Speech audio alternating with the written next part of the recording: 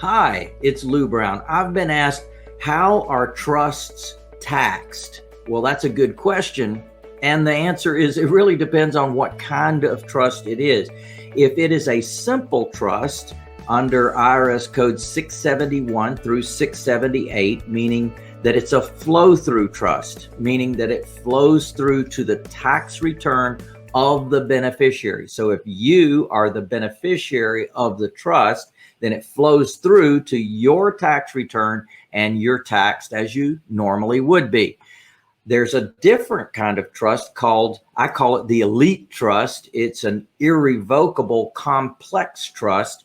When that type of trust is established, then it has its own tax return for whatever happens inside that trust. So if there is income to that trust, whatever's happening inside that trust, that's what's taxed. And by the way, you can set it up on a deferral basis. So as a result, much of the taxation can be deferred until a later date, and it can be designed so that it passes from generation to generation. So it moves that tax bill into the future, and it can help you to retain a lot of cash that can be used to acquire more assets. Obviously, if you're taking out anywhere from 20 to 50%, depending on what state you're in taxation, and it's going to governmental bodies, that's 50% money that you didn't have to invest that could pay you for the rest of your life.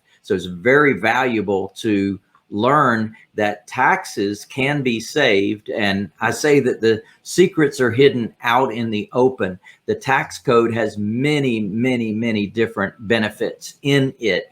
Once you're aware of those things, then you can design your life around that tax code and literally put yourself in a position to zero out your taxes.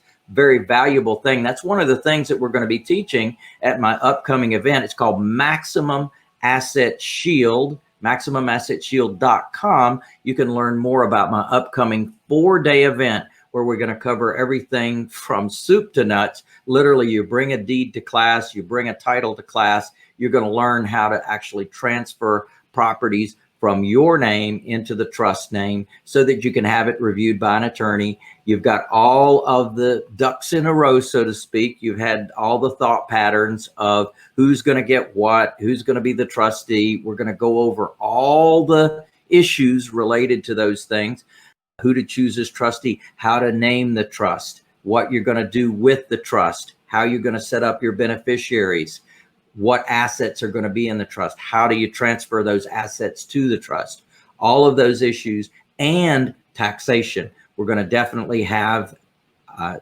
master CPA at the class who's in real estate, who understands exactly what we're up to, what to do, how to do it. It's amazing, and it's coming up soon. So I encourage you to look at MaximumAssetShield.com for the latest dates. And definitely there's also a home study course if you want to go that route. So I'm looking forward to seeing you soon. Yeah, baby.